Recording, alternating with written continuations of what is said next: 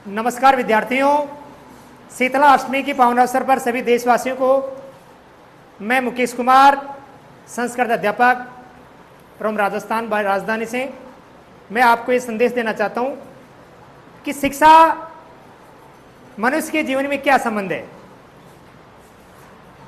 शिक्षा का मानव जीवन में क्या संबंध है। शिक्षा मनुष्य को जीवन में एक अभिन्न अंग माना जाता है।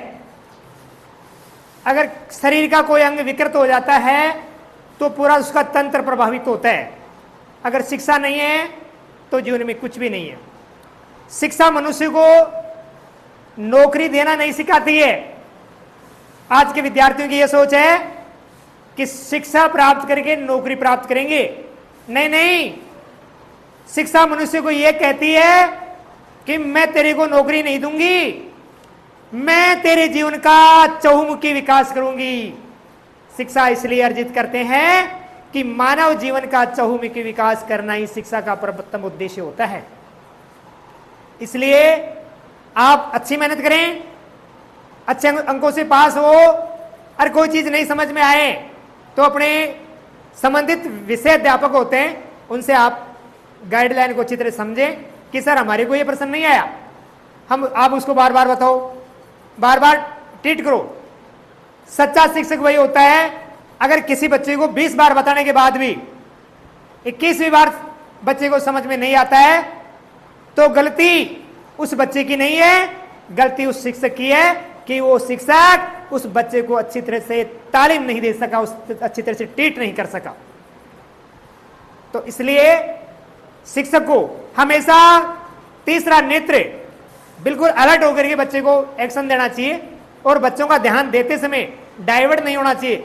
हमने देखा है शिक्षक बोर्ड पर कलम चलाता रहता है और बच्चे पीछे बात करते रहते हैं फॉर्मेलिटी तौर पर। उनको ऐसा नहीं, फॉर्मेलिटी तौर पर पीछे पिछड़ जाएंगे और जैसे जैसे बच्चों का स्टेप्स आगे बढ़ता जाएगा और बच्चों का कमजोरी महसूस हो जाएगी। ऐसे कमजोर होते बच्चे अलग वीकनेस हो जाएगी और एजुकेशन से पिछड़ते पिछड़ते उसका जो स्टेटस है बच्चों का वो नीचे गिर जाएगा। दूसरा है शिक्षा नहीं तो जीवन निस्सार है। शिक्षा नहीं है तो जीवन का कोई महत्व नहीं है। संस्कृत के अंदर बताया गया है, भूपते सवदे से पूजते विद्वान सर्वत्र पूजते। राजा अपने देश में पूजता है लेकिन विद्वान का तो सभी जगह आदर होता है भाई। इसलिए मैं आपको एक दृष्टांत सुनाना चाहता हूं। सितंबर 1893 के अंदर अमेरिका में शिकागो विश्व धर्म सम्मेलन हुआ था। उस धर्म सम्मेलन में भारत का प्रतिनिधित्व करने के लिए खेतड़ी के महाराजा अजित सिंह ने स्वामी विवेकानंद जी को इनविटेशन देकर के पश्चिमी बंगाल से बुला करके ओरिएंटल कंपनी के एक जहाज था उसका टिकट खरीद करके उनको शिकागो भेजा गया था। जब शिखर सम्मेलन में वो शिकागो पहुंचे तो अमेरिका वासियों ने कहा कि भारत का प्रतिनिधित्व कौन करेगा कि साहब एक विवेकानंद नाम का व्यक्ति है। स्वामी विवेकानंद का बचपन का नाम नरेंद्र था लेकिन नरेंद्र से विवेकानंद नाम रखा वो खेतड़ी के महाराजा अजित सिंह ने रखा था। जब शिकागो धर्म सम्मेलन में भारत को 0 नंबर दिया गया था कि हे जो भारत से आया है न को उसको 1 अंक मिलेगा, न 2 मिलेंगे, न 3, 5 नहीं, ये इंडियन है इसको 0 नंबर दे दो। तो 0 नंबर दिया साहब, 0 मिलेगा आपको। आपको विवेकानंद जी आपको 0 पर बोलना है कि ये सर 0 पर बोलेंगे, ठीक है। स्वामी विवेकानंद जी जब खड़े हुए शिकागो में तो उन्होंने बताया ये 0 नहीं है, ये पूरा संसार है, वर्ल्ड है।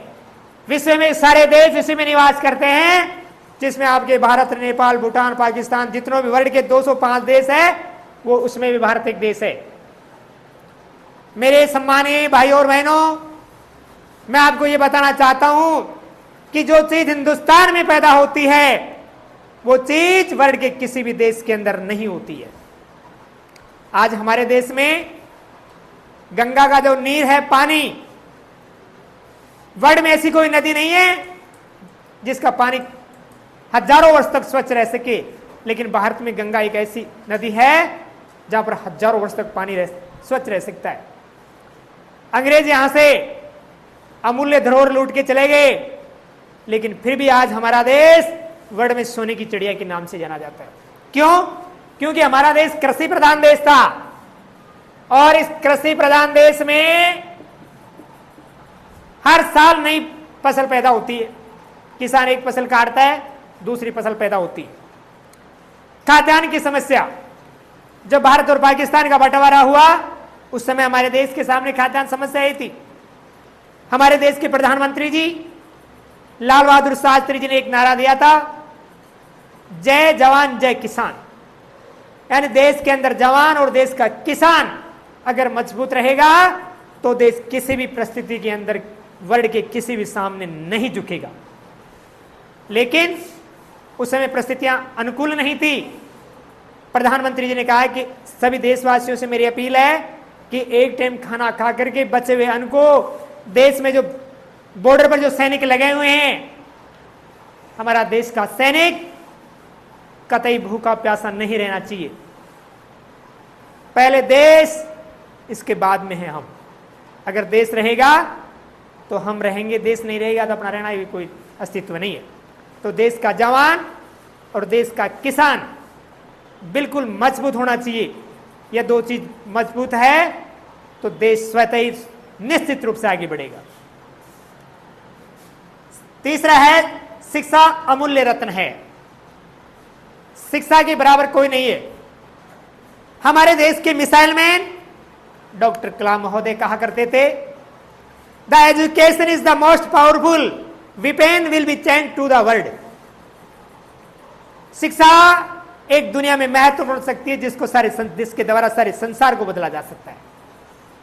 आपको मालूम है, आज हमारे देश के जितने भी राष्ट्रपति महोदय, प्रधानमंत्री जी और अन्य मिनिस्टर विदेशों में जाते हैं तो वहां जो दुनिया की इंटरनेशनल लैंग्वेज है इंग्लिश, वह इंग्लिश टू इंग्लिश बात करते हैं। विदेश मंत्री महोदय, चाहे प्रधानमंत्री जी हो, चाहे अन्य कोई भी मंत्री जी हो, जब भारत का प्रतिनिधित्व करते हैं तो उस समय वह व्यक्ति मान सम्मान और गरिमा का प्रतीक माना जाता है। विश्व के उस देश के नागरिक मानते हैं, उस देश के प्रधानमंत्री मानते हैं कि भारत का से प्रतिनिधित्व करने के लिए देश के विदेश मंत्री महोदय आए हुए हैं। जब वो वहां इंग्लिश में भाषण देंगे, लोगों को समझाएंगे, तो वहां के भी निवासी अच्छे प्रभावित होंगे। वो कहेंगे, यार दुनिया में किसी समय वो भारत देश एक पिछड़े देश के नाम से जाना जाता था, एक निरक्षर देश के नाम से जाना जाता था। वो देश आज विश्व के अंदर विश्व पटल पर छा गया। क्यों? केवल एजुकेशन की वजह से और भारत में अच्छे संस्कारों की वजह से। संस्कार की जो शिक्षा दी जाती है वो भारत में ही दी जाती है और भारत के अलावा किसी भी देश में नहीं दी जाती है। बालक की प्रथम पाठशाला मां होती है। मां उसको संस्कार देती है, बेटे बड़ों के सामने झुकना, बड़ों को नमन करना, बड़ों का सम्मान करना, बड़ों के सामने किसी प्रकार के अभद्र भाषा का प्रयोग नहीं करना। ये संस्कार हमारे देश में ही जमीन के धरातल से दिए जाते हैं। ऐसी व्यवस्था, ऐसे संस्कार विश्व के और किसी भी देश में नहीं है, केवल भारत देश में दिए जाते हैं। शिक्षा जीवन के 4 चांद लगा देती है। जब आपको मालूम है स्वामी विवेकानंद जब वहां से आए, भाषण देकर के 72 घंटे भाषण दिया, तो उनके हजारों लाखों अनुयायी बन गए, शिष्य बन गए। तो उनके ऊपर चौपाइयां बताई थी, धन्य हो मां जिसकी गोद में ऐसा लाल आया था, सदियों तक भारत याद रखेगा ऐसा इतिहास बनाया था, मिटाकर राख कर दिया गंध द्वंद्व को। उन्होंने जो कमजोरियां थी, जो बुराइयां थी, उनको मिटाया, मिटाकर राख कर दिया गंध द्वंद्व को। सत सत नमन है स्वामी विवेकानंद को। मानव दानव है जब बुद्धि स्वार्थ में फंस जाती है। मानव दानव है जब बुद्धि स्वार्थ में फंस जाती है। समझो परमानंद को, सत सत नमन है स्वामी विवेकानंद को। रामकृष्ण, स्वामी विवेकानंद के गुरु का नाम था रामकृष्ण। अगर कोई शिष्य आगे बढ़ता है ना आप में से, तो गुरु का शिष्य हृदय भी गदगद हो जाता है। रामकृष्ण भी धन्य हुए, वे रामकृष्ण प्रभावित हुए कि मेरे शिष्य ने अमेरिका में भाषण दिए। रामकृष्ण भी धन्य हुए जो ऐसा शिष्य पाया था शिकागो विश्व धर्म सम्मेलन में, जिसने भारत का डंका बजाया था। हिंदुस्तान का डंका उन्होंने पूरे वर्ल्ड में बजाया। तो शिक्षा मनुष्य की चार चांद लगा देती है। शिक्षा नहीं है तो जीवन का कोई महत्व नहीं है। शिक्षा से मनुष्य के संस्कारों की उत्पत्ति होती है। अभिवादनशील से नित्यम वर्धोपसेविने चत्वारि तस्य वर्धन्ते आयु विद्या यशो बलम। अभिवादन करने से और वृद्धों की सेवा करने से मनुष्य के जीवन में चार प्रकार की वृद्धि होती है। आयु में, विद्या में, यश में और बल में। ये चार प्रकार की वृद्धि जब होती है तो मनुष्य अपने आप में परिपूर्ण माना जाता है। लेकिन ये चारों कब होगा? जब जीवन में सदाचार, शिष्टाचार, अभिवादन होगा, तभी अपना आगे बढ़ सकते हैं, वरना अपन आगे किसी भी परिस्थिति में नहीं बढ़ सकते। शिक्षा के द्वारा व्यक्ति अच्छे अच्छे पदों पर पहुंचता है।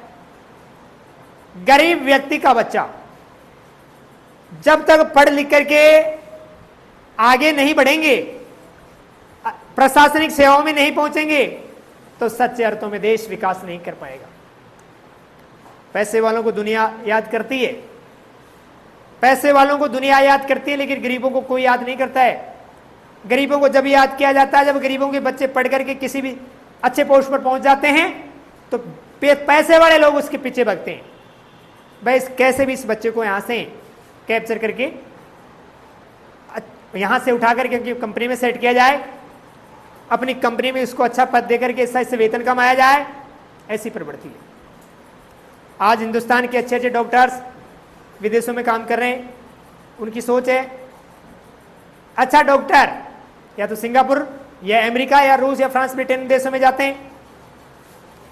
विश्व के अंदर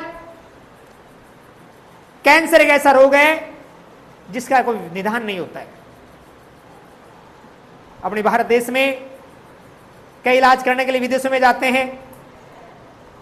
कोई कैंडिडेट, कोई पेशेंट यहां से विदेश गया सिंगापुर, सिंगापुर के डॉक्टर ने पूछा आप कहां से आए हो? उन्होंने बताया हम इंडिया से बिलोंग करते हैं, हिंदुस्तान से आए हो।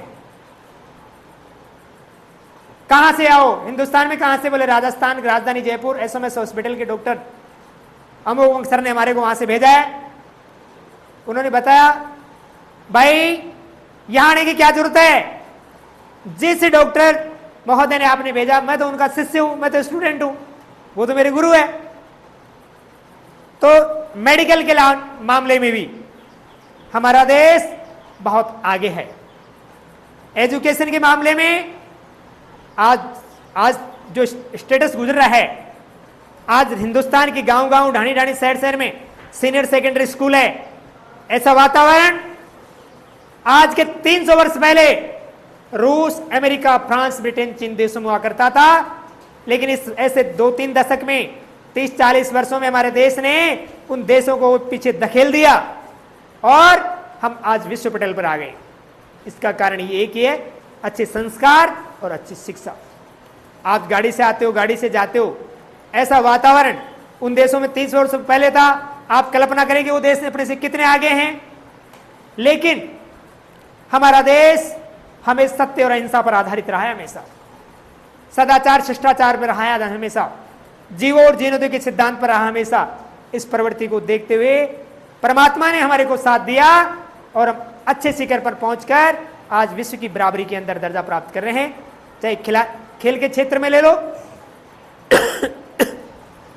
चाहे शिक्षा के क्षेत्र में ले लो, चाहे कंपटीशन के क्षेत्र में ले लो, हर क्षेत्र में हमारा हिंदुस्तान आगे है। तो सभी विद्यार्थियों को WJ संस्थान की ओर से मैं ये संदेश देना चाहता हूं कि आप जो हम बातें आपको बताते हैं उस पर अमल करें और इस चैनल को सब्सक्राइब करें। और जिस विद्यार्थी को कोई चीज नहीं समझ में आती है, चाहे वो राजस्थान, चाहे हिंदुस्तान के किसी भी कोने में बैठा हो, वो विद्यार्थी अपने विषयाध्यापक से बार बार प्रश्न टॉर्च करे कि सर हमारे वे प्रश्न नहीं आता है, हमें बताइए। बिल्कुल आपको आएगा और आप अपने जीवन में लक्ष्य अच्छा हासिल करोगे और अच्छे पदों से पहुंचोगे। यही मेरी अंतिम तमन्ना है। जय हिंद, जय भारत।